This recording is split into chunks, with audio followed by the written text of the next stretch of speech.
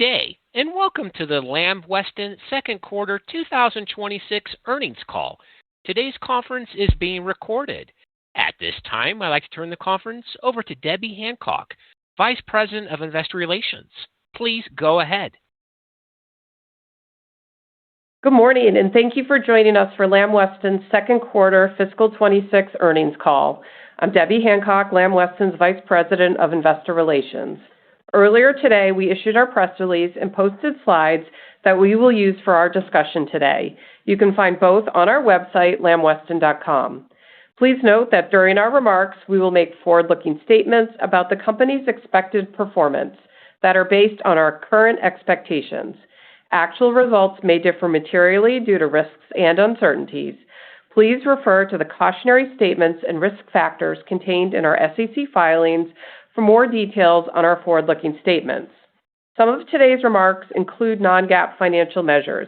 These non-GAAP financial measures should not be considered a replacement for and should be read together with our GAAP results. You can find the GAAP to non-GAAP reconciliations in our earnings release in the appendix to our presentation. Joining me today are Mike Smith, our President and CEO, and Bernadette Madarieta, our Chief Financial Officer. Let me now turn the call over to Mike. Thank you, Debbie. Good morning, and thank you for joining us today. Our global teams are embracing and executing our Focus to Win strategy, strengthening customer partnerships and driving cost savings. I want to thank the team for their ongoing dedication and solid execution. As I reflect on the first half of the fiscal year, we are building momentum in the business and addressing areas of opportunity. Business turnarounds are not linear, but we are pleased with the progress we are making. Specifically, we are seeing top-line strength as we focus on customer relationships, which has led to share gains. Volume growth was up 8% in the second quarter and 7% for the first half of the year. To keep up with customer demand and ensure we maintain high customer fill rates, we are reopening previously curtailed capacity in North America. North America, the largest segment of our business, is in a solid position. As we partner with customers and deliver on consumer insights, the team is leaning into Lamb Weston's history of quality, innovation, and value, which has resulted in several new item launches. Our cost savings plan is well on its way, and we expect to deliver our target for the year. But equally as important, we are building a culture of continuous improvement within the organization that will unlock future opportunity and strengthen us competitively. And we are reducing volatility with customer contracting and raw procurement strategies. That being said, it remains a dynamic macroeconomic and competitive environment, especially across international. But in this changing market, we have clear and accountable plans to control the controllables as we work to deliver long-term profitable growth for Lamb Weston and improve returns for our shareholders. Finally, we are managing our capital efficiently. We are delivering strong free cash flow and our capital spending is down. In addition, we repurchased $40 million of shares during the second quarter. And finally, in line with our long-standing commitment to returning cash to shareholders and in keeping with our annual dividend increase since becoming a public company, the board approved a 3% increase to the quarterly dividend. 5 months after unveiling our Focus to Win plan, we are making solid progress. We are winning with customers as we focus on the principles that made Lamb Weston the industry gold standard: category-leading innovation, exceptional products, and customer-centric partnerships. There is meaningful opportunity ahead of us. Strengthening customer partnerships is the cornerstone of our strategy and where we have spent much of our time the last several months. We continue to drive momentum in retention and wins. I, along with our teams, are meeting with our global customers during what remains a dynamic consumer environment globally. Our goal is to drive true partnership in service, joint business planning, menu innovation, and importantly, how we can grow together. We have line of sight to volume growth for the balance of the year. We ended the second quarter with more than 90% of our open contracted volume negotiations concluded, including all material contracts. By the end of calendar 2025, we will have completed negotiations on the vast majority of our large chain contracts, supporting our customers with price and trade. We have gained share, including with new and growing customers. Bernadette will speak in more detail about restaurant traffic trends, but our customer success has allowed us to increase volume this year despite soft traffic. To maintain our high service levels and customer fill rate standards, we restarted North American lines that were previously curtailed. This production began late in second quarter and includes additional production lines to what we discussed during our first quarter call. With the capacity being reintroduced into our market and our network, capacity utilization rates in our North America facilities are returning to more optimal levels versus the very high utilization rates we recently experienced. We are benefiting from our global footprint. While North America accounts for approximately 90% or more of our profitability, the international markets are estimated to represent 75% of the global industry volume growth through 2030. This is an attractive opportunity that we are well positioned to capitalize on. Our global manufacturing footprint and supply chain network enable us to partner with existing and new customers around the world, capturing volume in fast-growing markets such as Asia and Latin America. Our global footprint enables us to partner with the largest customers around the world, tap into faster-growing markets, and leverage a global manufacturing supply chain to diversify supply and risk. In the near term, and as we discussed during our first quarter call, the international environment remains competitive. In Europe, a strong potato crop has coincided with softer restaurant traffic and lower export demand due to localization of recently added production in other regional markets.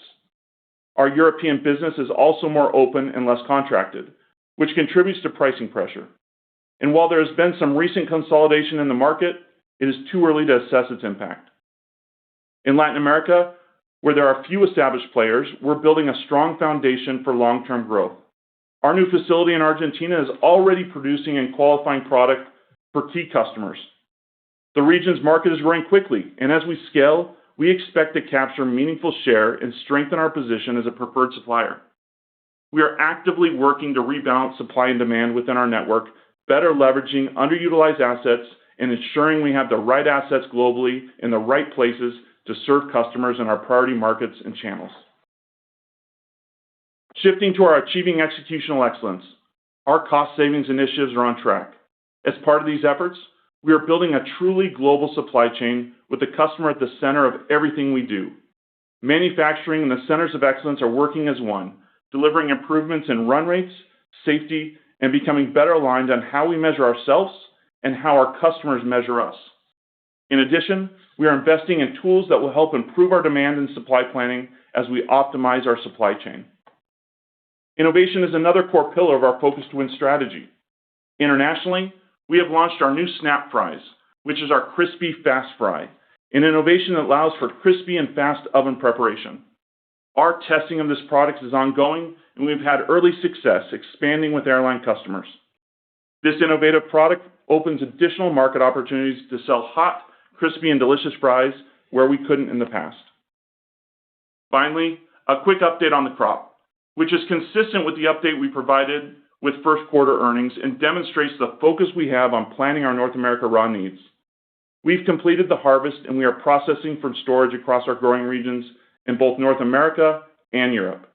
Overall, yields were above average and quality was average in both North America and Europe.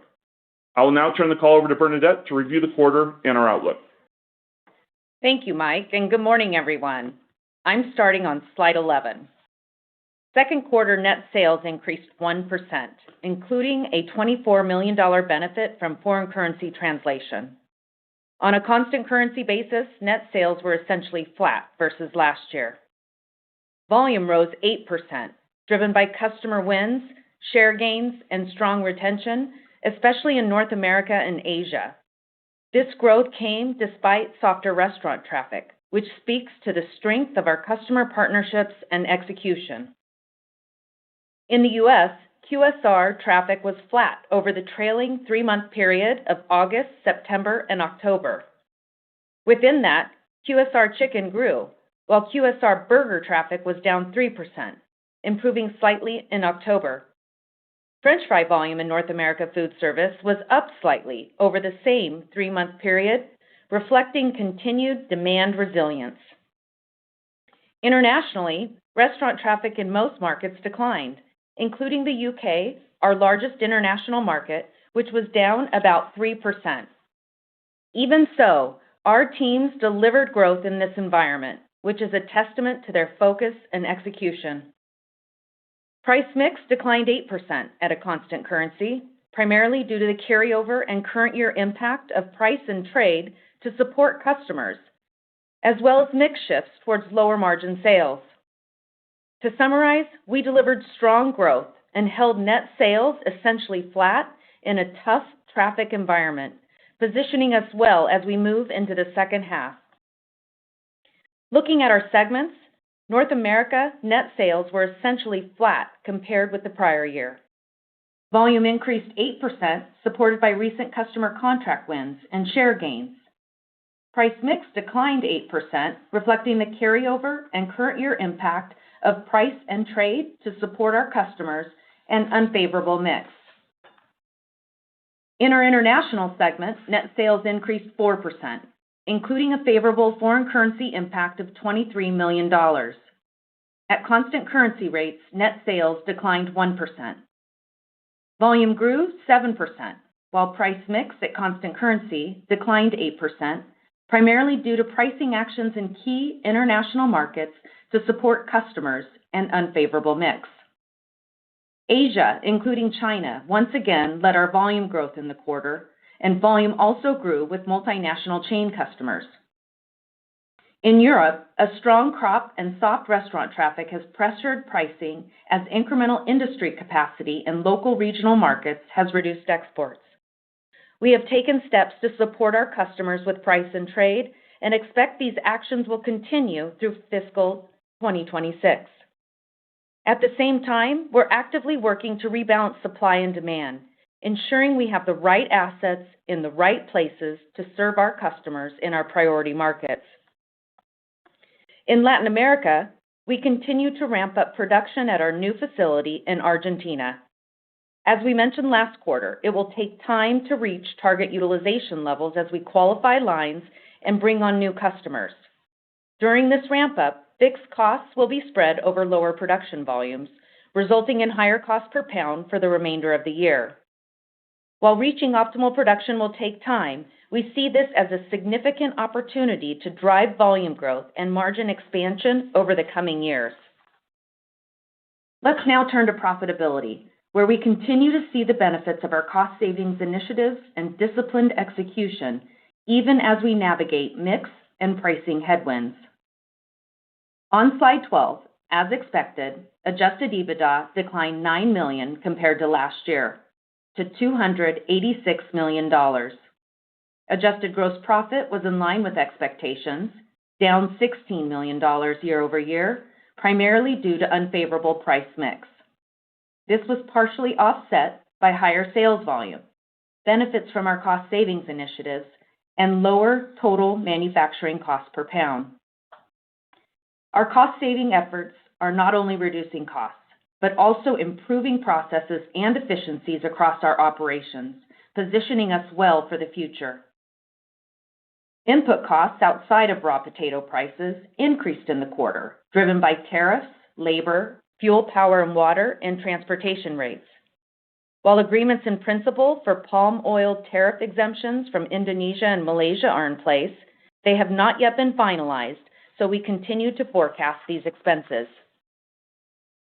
Adjusted SG&A expenses declined $8 million versus the prior year quarter, reflecting benefits from our cost savings initiatives, partially offset by compensation and benefit accruals. Adjusted equity method investment earnings was $3 million, a decline of $8 million as a result of lower production volume and an unfavorable mix of sales at our joint venture in Minnesota. Overall, while we faced headwinds from price mix and input cost inflation outside of potatoes, we delivered solid volume growth and meaningful cost savings. Turning to segment EBITDA performance on slide 13. Adjusted EBITDA in our North America segment increased 7%, or $19 million, versus the prior year quarter to $288 million. This growth reflects strong execution, including higher sales volume and lower manufacturing cost per pound, driven by raw potato deflation and benefits from our cost savings initiatives. These improvements were partially offset by price and trade to support our customers. In our international segment, adjusted EBITDA declined $21 million to $27 million. This reflects price and trade to support our customers, as well as higher manufacturing costs per pound. These costs include startup expenses associated with ramping up our new Latin America production facility in Argentina, and increased factory burden and other costs in Latin America and Europe as we work to rebalance supply and demand and manage inventories. Importantly, these costs were partially offset by the benefit of our cost savings initiatives and higher sales volumes. Moving to liquidity and cash flows on slide 14. Our liquidity and cash position remains strong. We ended the quarter with approximately $1.43 billion of liquidity, including approximately $1.35 billion available under our revolving credit facility and $83 million of cash and cash equivalents. Our net debt was $3.6 billion, and our adjusted EBITDA to net debt leverage ratio was 3.1 times on a trailing 12-month basis, consistent with our commitment to maintaining a solid balance sheet. In the first half of fiscal 2026, we generated $530 million of cash from operations. That's up $101 million versus last year, driven by favorable working capital changes, primarily lower inventories in North America and higher earnings. Free cash flow was strong at $375 million. Capital expenditures were $156 million in the first half, down $331 million from last year as we completed major growth investments in facility expansions. Looking ahead, we expect fiscal 2026 capital expenditures to come in below the $500 million target, reflecting disciplined investment and a continued focus on sustaining performance. Turning to slide 15, we remain committed to returning cash to our shareholders.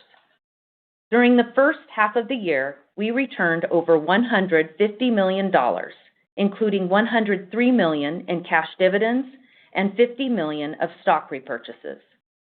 This includes approximately $40 million in stock repurchased in the second quarter. We have $308 million remaining under our current repurchase authorization, and year-to-date, we've repurchased sufficient shares to offset the expected equity plan dilution. In addition, today, we announced an increase in our quarterly dividend to 38 cents per share. Our capital allocation priorities remain clear. We're investing in the business and its capabilities, focusing on areas that differentiate Lamb Weston and support the execution of our strategy. At the same time, we aim to maintain a strong balance sheet and opportunistically return capital to shareholders with dividends and share repurchases. Let's now turn to the outlook on slide 16. We are reaffirming our fiscal 2026 outlook, which includes the contribution of a 53rd week in the fourth quarter. For the balance of the year, we expect continued volume growth and strong sales momentum, and we are on track towards delivering the high end of our sales guidance range. North America remains solid, with second-half volumes expected to grow at or above first-half rates, supported by strong demand and a vast majority of our contract negotiations being complete. International volumes in the second half are expected to be flat year-over-year as we lap prior year customer wins. As anticipated, price mix will remain unfavorable at constant currency in the second half, but to a lesser extent than the first half. In North America, year-over-year price declines are expected to ease compared to what we saw in the first half, while the shift towards lower-margin restaurant customers and private label retail customers is likely to persist. In our international markets, we anticipate continued headwinds from softer restaurant traffic, added capacity, and a strong comp. On margins, we expect adjusted gross margin in the second half to be flat to down versus the first half's 20.4%, reflecting price mix dynamics and higher manufacturing costs internationally, including ramp-up costs in Argentina and underutilization in Europe as we work to rebalance supply and demand. Adjusted SG&A is expected to continue to benefit from cost savings initiatives, though in the second half, we anticipate incremental investments in innovation and advertising and promotions to support our long-term strategic plan, as well as an extra week of expenses in the fourth quarter. Our full-year tax rate is projected at 28 to 29%, with second half rates in the low 20s. To summarize, given the price mix dynamics and higher manufacturing costs in our international segment, we believe maintaining our adjusted EBITDA guidance range of $1 to $1.2 billion is the most prudent approach. We currently expect to finish closer to the midpoint. We remain confident in delivering strong results for the year, supported by strong volume performance and progress under our cost savings initiatives. With that, I'll now turn the call back over to Mike. Thank you, Bernadette. In closing, we are driving and expect to continue driving volume growth, share gains, and customer momentum. Our customers are turning to Lamb Weston for the quality, innovation, and value for which we are known. Our team is embracing and executing our Focus to Win strategy, including delivering our cost savings program targets. We are optimizing our global supply chain, restarting curtailed production in North America, and working to rebalance supply and demand globally. We are generating strong free cash flow and are increasing our quarterly dividend 3%. And we are focused on executing our strategy and delivering good results for the year. With that, Bernadette and I are happy to take your questions. Thank you. If you would like to signal with questions, please press star 1 on your touch-tone telephone. If you're joining us today using a speakerphone, please make sure your mute function is turned off to allow your signal to reach our equipment.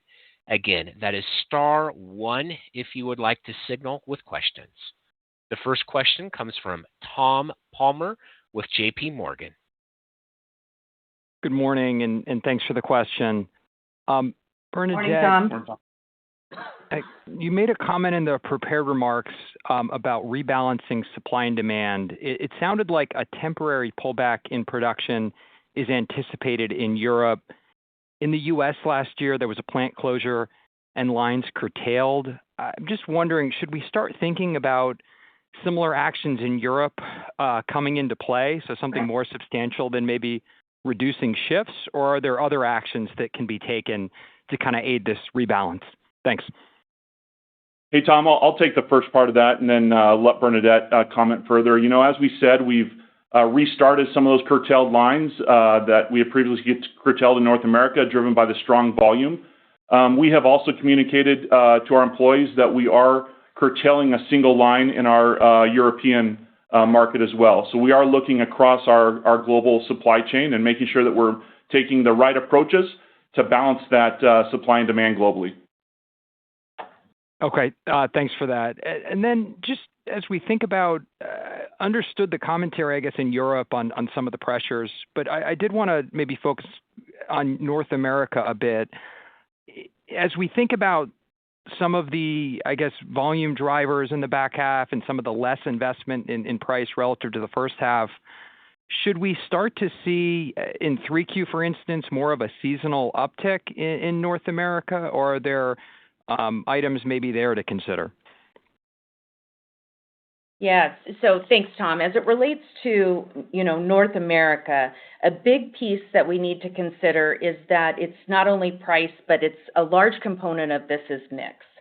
In North America, we are seeing a higher proportion of our business with multinational chain customers, as well as we are seeing in our retail channel a shift from branded to more private label.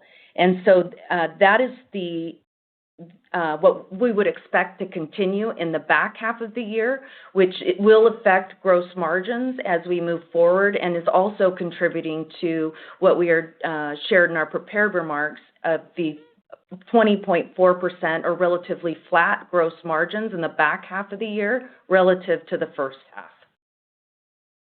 Understood. Thank you. And the next question will come from Peter Galbo with Bank of America. Hey, good morning, Mike and Bernadette. Thanks for the questions.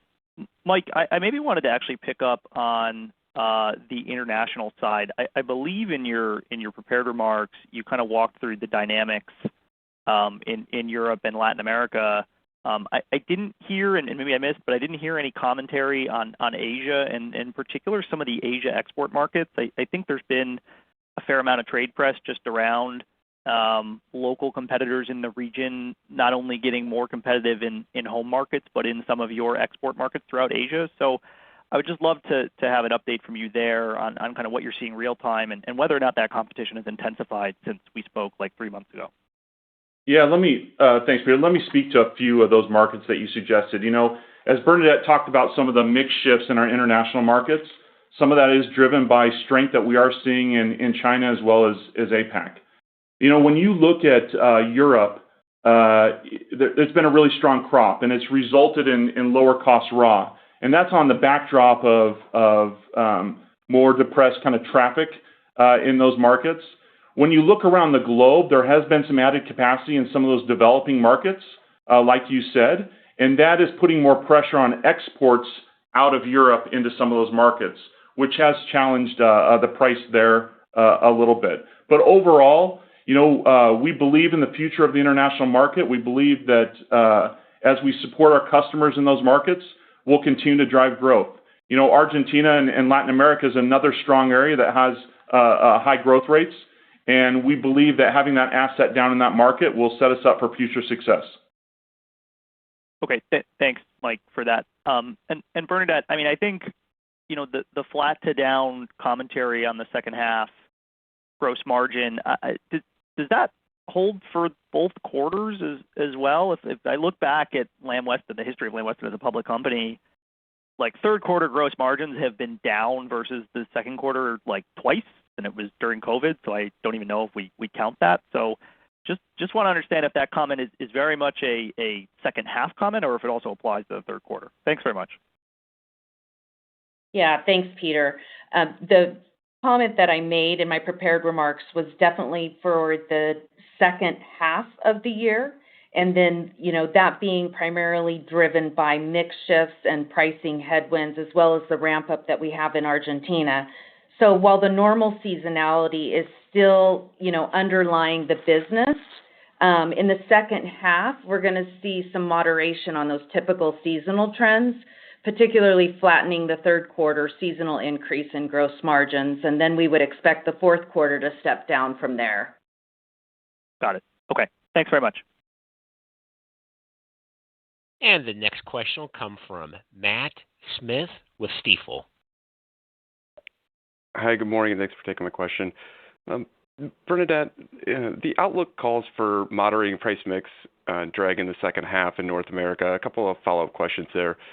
In terms of pricing on this year's contracts, is that landing in line with the performance relative to last year? And if I go back to the initial guidance, price mix was expected to moderate to kind of a low single-digit headwind in North America. Is that still the right way to think about it, or has the mix impact caused that moderation to maybe lessen a bit? Thank you. Yeah, thanks, Matt. So, first, I just want to start off with the strong momentum that we've had in the first half of the year, and North America, being our most profitable segment, is strong. We expected price mix to be down more in the first half of the year than the second, and we still expect that trend. And as you mentioned, it's just very important to note that the combination of both price and mix is what's affecting our North America segment. And that mix impact has been more pronounced recently with the growth in more chain business, as well as that mix shift from branded products to private label. Thanks, Bernadette. And so when we think about that mix headwind, is that a drag on performance through really this time next year, just given how the balance of the business has been performing? We'll need to continue to monitor that. Certainly as it relates to our chain customers, that would continue. We'll continue to monitor whether the trend from branded to private label persists, but we would expect that to persist throughout the balance of this year. Thank you. I'll pass it on. And our next question will come from Robert Moskow with TD Cowen. Hey, thanks. I wanted to dig into the decision to reopen more of your capacity in North America. The wording was a little confusing in the prepared remarks. You said you did it because facilities are returning to more optimal levels versus the very high utilization rates recently experienced. So are you saying that utilization rates got too high in first quarter? You need to reopen more of your production lines in order to get them lower? And is there any kind of negative impact to your profitability as a result of that or not? And then secondly, how long do you think this will persist? Is this a permanent decision or not? Yeah, Rob, appreciate the question. We've been focused on driving customer partnerships over the last several months. When you think about where we spend our time, it's around the customer and around driving out costs. And because of that, you are seeing the results of that hard work. Volume up 8% in the quarter. As you said, utilization rates in our North American facilities were in the low 90s. As we grew that volume over the first half of the year, they got to a level where we needed to open up this additional capacity to ensure that we continued to meet our customers' expectations regarding fill rates.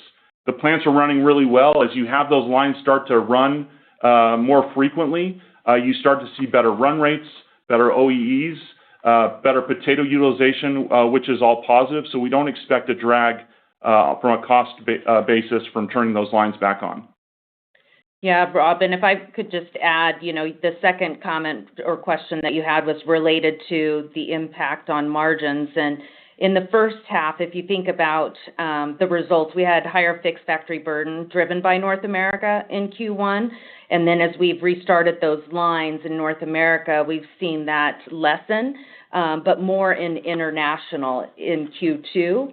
In the back half of the year, we would expect there to be a net positive from a factory burden perspective led by North America as that absorption improves with restarting those lines. But international is going to remain a headwind with Latin America and Europe continuing to carry incremental costs. Got it. And in terms of keeping these lines open, it's for the foreseeable future. It's not a temporary measure. Yeah, as we said in the prepared remarks, I think as I look at the full year, North America is in a solid position and we're seeing more predictability. And so we plan on having these lines open as we continue to demonstrate our strength with our customers and the volume here in the North American market. Great. All right. Thank you. Thanks, Rob. And the next question comes from Alexia Howard with Bernstein. Good morning, everyone. Can I ask about how you're managing to improve execution through increased discipline, more accountability, and metrics?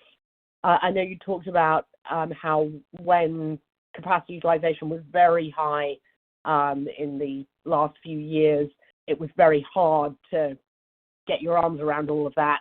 Obviously, you've taken a little bit of a pause on capacity utilization. It's now ramping up again. But what can you manage and monitor now that you maybe couldn't do a couple of years ago, and how is that helping your ability to execute and keep everything flowing smoothly? Thank you, and I'll pass it on. Yeah, I appreciate it, Alexia. There's a few things that are going on. One, as we've started our Focus to Win work and really focused on the executional excellence part in our cost savings program, we've put clear accountabilities in place across our supply chain. We are now measuring ourselves on certain KPIs in a number of different areas and really focused on delivering those at the plant level. We've had Alex partners who participated in some of the work with us, have helped us put together the right scorecarding and the right tracking in place. And we look at that on a regular basis. We're also investing in additional support in our demand and supply planning to make sure that we execute on a better basis or a more accurate basis moving forward that reduces or adds, I should say, better predictability in the business moving forward. Great. Thank you very much. I'll pass it on. And the next question will come from Max Gumport with BNP.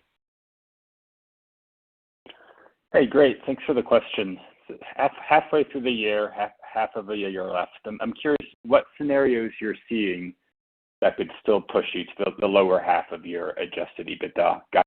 And asked differently, what prevented you today from raising the low end of the range? Thanks very much. Yeah, Max, as I think about it, we're working really hard to deliver the commitments and the expectations that we've made. I think as you look at our overall business, we've delivered strong volume momentum. We've made meaningful changes to how we operate, both in our cost structure, but also in our operations overall, which we've talked about.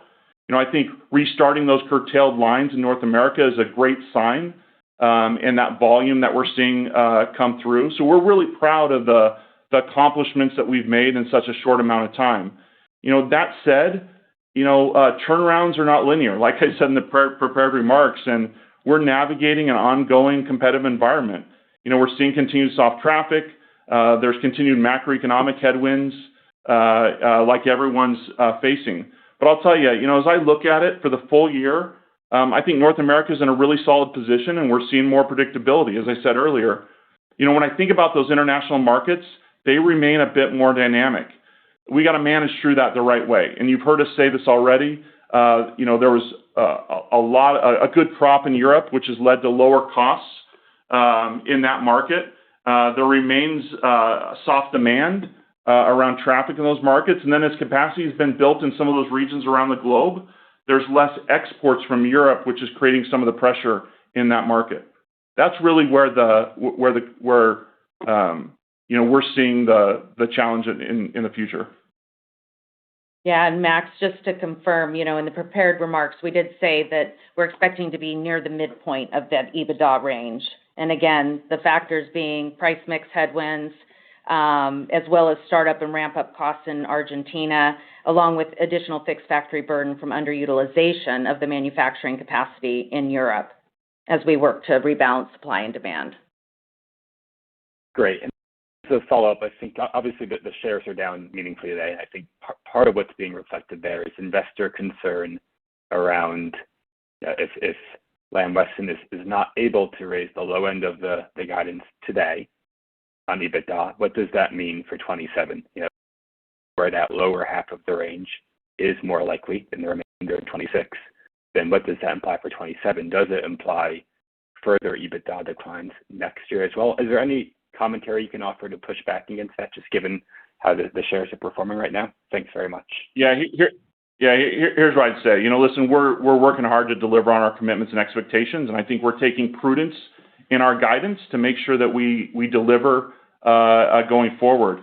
I'd say we're still early in the innings in our Focus to Win plan. We just rolled it out 5 months ago, and the traffic environment remains a bit challenged. But we believe in our strategy. We've had some great improvements around our business, especially in costs and also building those customer partnerships. A key element of improving our margin over the long term is going to be unlocking additional cost savings. We're well on our way this year. We believe we have the right plan in place to continue to do that in the future. But we'll provide more details on what we think those margin targets will be once we're a little bit further along in our Focus to Win process. Yeah, and just to add, as Mike has said in the prepared remarks, North America is our most profitable segment, and it's in a solid position. There are some price mix headwinds in the back half of the year, and there are some incremental costs related to ramp up and underutilization, and we've already provided an example of actions that we are taking to manage those costs. So for now, we expect to be closer to the midpoint, but very important to keep in mind that our most profitable segment, the North America segment, is very strong right now, and in international, we're working through those dynamics. Thanks very much. As a reminder, if you would like to signal with questions, please press star 1 on your touch-tone telephone. Again, that is star 1. We'll go ahead and take our next question from Scott Marks with Jefferies. Hey, good morning. Thanks so much for taking our questions. Wanted to ask a little bit about the price mix dynamic in North America. Specifically, you highlighted the mix impact of that headwind. As it relates to the other side of it, kind of the trade support component, wondering maybe how you're thinking about that in terms of where your support is right now for customers and whether or not you believe there's some incremental support warranted going forward, or are you comfortable with where levels are right now? Thanks. Yeah, I appreciate the question. Listen, we're really focused on driving those customer partnerships and driving the volume. You saw that in the first half of the year. As we mentioned in our prepared remarks, about 90% of those large change contracts have been settled. We'll have the rest of our contracts will get settled here over the next couple of weeks. And we feel good about where things are at. You know, as we've gone through that RFP and contracting time period, there have been some customers where we have needed to defend some of the pricing to make sure that we succeed with those customers long term and keep those customers. And those are customers who are driving growth and having success in the marketplace. But as you said, I mean, the thing that I want to make sure is clear is that not all of this is price related. There is a mixed component of which Bernadette talked about, and a piece of that is mix between customers within the restaurants, also mix with some of those faster growing QSRs, and also some mix in our retail side of the business as we're seeing a shift from branded to private label. But the predictability of our North America business is much better than it has been in the past. And just to make sure that in the prepared remarks you did catch that we do expect in the second half for the price mix headwinds to moderate slightly as we lap the fiscal 25 pricing actions. So that's important to keep in mind as we look to the back half of the year. Understood. Thanks for the answer there. Second question from me, maybe on prior calls, I think you had noted a significant amount of capacity in international markets or plans for international capacity that had been paused previously. But it sounds like, today you're talking about there has been actually some added capacity. So wondering if you can just help us kind of square the two in terms of what happened with those projects that were previously paused. Thanks. Yeah, listen, the pace of newly announced capacity has definitely slowed. I think what we've been speaking to is some of the capacity that's been added over the course of the last a year or so in some of those developing markets. But we believe that, the industry is going to be rational over time. I probably am starting to sound a little bit like a broken record. We'll continue to manage our supply chain footprint as we have in the past. We believe that when traffic returns, we're going to be well positioned to benefit from that growth. But again, we have heard and continue to hear of postponements or delays or even cancellations in this market, and believe that the environment will be rational. Understood. Thanks so much, and happy holidays. Happy holidays. Thanks. And the next question will come from Marc Torrente with Wells Fargo Securities. Hey, good morning, and thank you for the questions.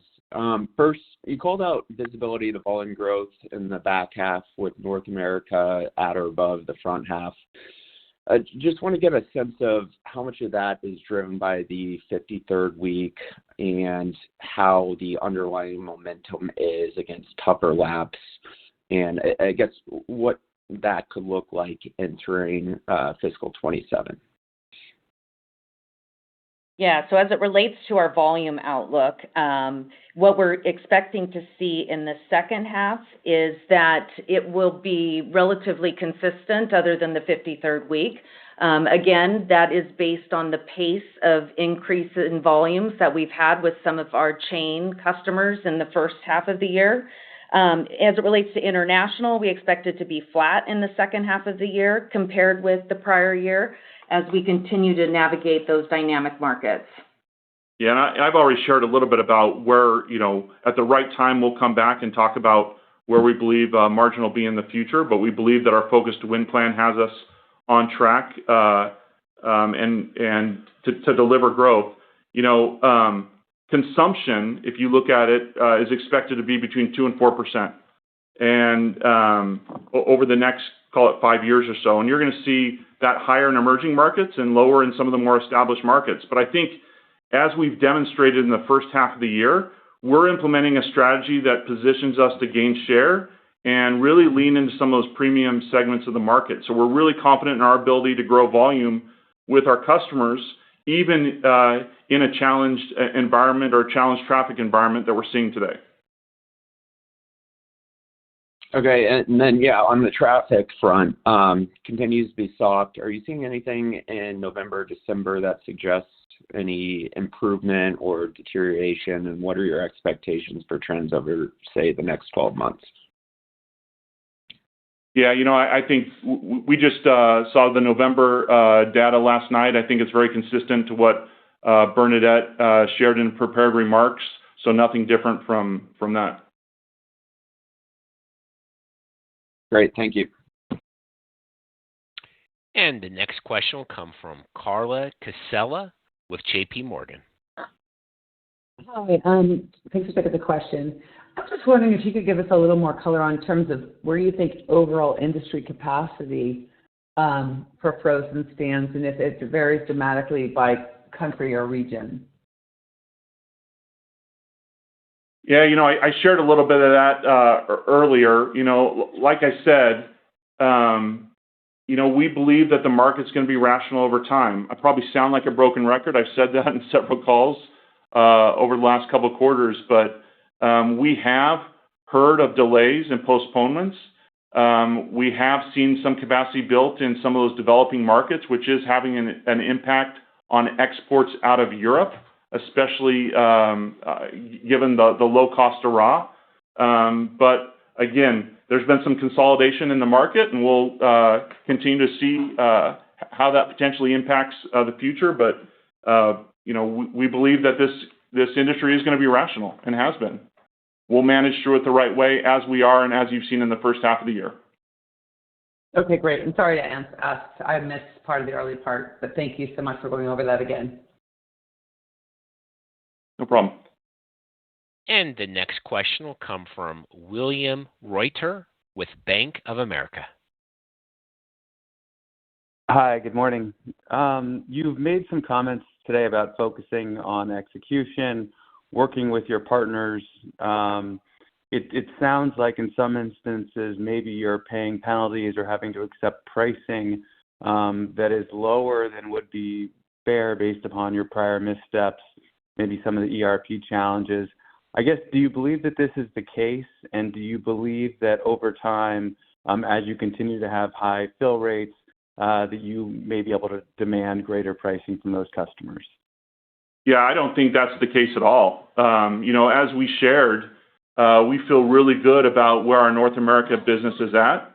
In the current macroeconomic environment and with slower traffic or softer traffic, we're winning in the marketplace when it comes to volume. So our customers are turning to Lamb Weston because of that history of innovation, quality, consistency, and delivering on our service, and we're proving that. We've spent a lot of time focused on our customers, and when you have the right focus, you see results.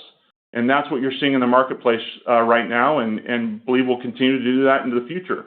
As Bernadette mentioned, yes, price mix was down in our North America business, but it's important to keep in mind that a large sizable portion of that is from mix, which is driven by some of those shifts from branded to private label and retail, as well as some shifts between QSR customers or restaurant customers in the current traffic environment. Yeah, and to be clear, all pricing has been based on competitive market conditions. Got it. That makes sense. And then with the stock down, you're still below your 3.5 times leverage target. How is this going to inform decisions on capital allocation and potential acceleration of share repurchases? Yeah, so our capital allocation priorities, remain consistent with what I shared in my prepared remarks. We're focused on spending capital where we need to spend to deliver our strategy and our business. We will always, as we have in the recent past, look at opportunistic share repurchases. Nothing will change there, but we're focused on delivering our capital allocation strategy, which includes investing in the business and returning cash to shareholders. Great. Happy holidays. Thanks. Happy holidays. Thanks. Happy holidays, everyone. Thank you. And that does conclude the question and answer session. I'll now turn the conference back over to Debbie Hancock. Thank you, Justin, and thank you everyone for joining us today. The replay of the call will be available on our website later this afternoon. Have a great rest of your day and a happy holiday season. Thank you. Thank you. That does conclude today's conference. We do thank you for your participation and have an excellent day.